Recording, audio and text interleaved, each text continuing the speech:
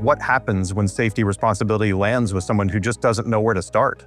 One story that really stuck out with me was a leader within a Jewish community organization who was trying to think through school safety, community protection, communications, like public visibility, all at once.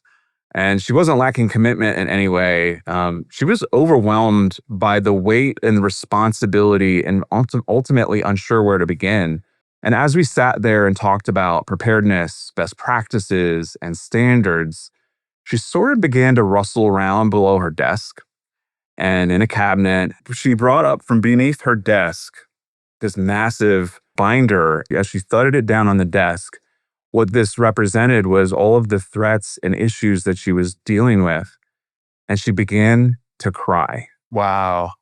And as we talk through the ways that she could best prepare and insulate her, her people, her property, and her interests, and again, part of those people were students. I began to realize that this was a really common issue. It's more common than people might realize. One of the biggest misconceptions in corporate security is that most organizations have someone focused on safety and resilience, and they don't. Preparedness isn't just simply checking a box. It's not creating a document that lives in a binder on a shelf. Most organizations are really too large to ignore security and resilience, but too small in this mid-market to justify hiring a full-time security executive. And that's the gap here. So I believe the biggest risk facing most organizations is that they don't have bad people managing security. It's that they have nobody managing it at all. Documentation and readiness are not the same thing. A plan can exist, but still fail operationally. If people can't quickly understand it, access it, or really execute under stress. There's a study that was done, and they found that during a crisis, you lose a third of your higher processing ability. So readiness is ultimately about behavior.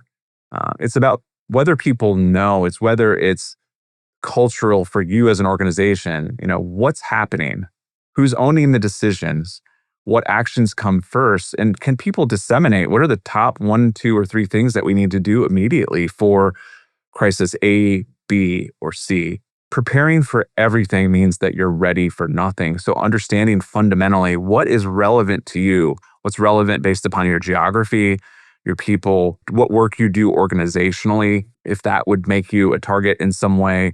So most plans, to really kind of land my plane here, Peter, are written for review, and very few are written for use during cognitive overload.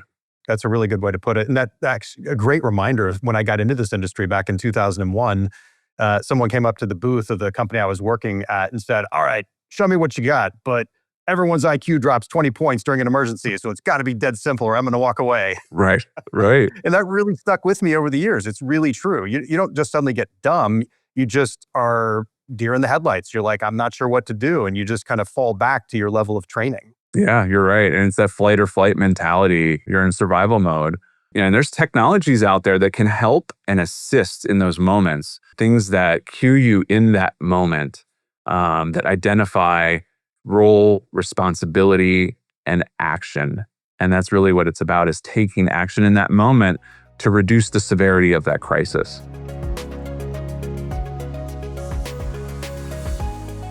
How do leaders ensure that the right safety information reaches the right people before an incident occurs? Well, I think the theme of this conversation that we've had, Peter, has been around accessibility. I think that is the missing link. Organizations spend enormous time building plans, but not enough time asking whether the right people can actually access that plan or operationalize it. Because during a crisis, people don't rise to the level of the plan. They fall to the speed of their clarity. The organizations that respond well are usually the ones that have removed that friction, right, before the incident ever occurred. It's not easy, but we can do this. It just has to be together. It means leveraging the resources that are available to you, listening to podcasts like this, talking with your peers. Hey, I'm experiencing this problem. How have you dealt with that before? We really need to be a community in all of the best ways. So I think that is, that's one of the the biggest ways that we can solve a lot of the issues that you and I have discussed today is accessibility. What do you have access to? How are you going to access it? How are you going to leverage it to make it more powerful and use it as a springboard to protect your people, your property, and your interests?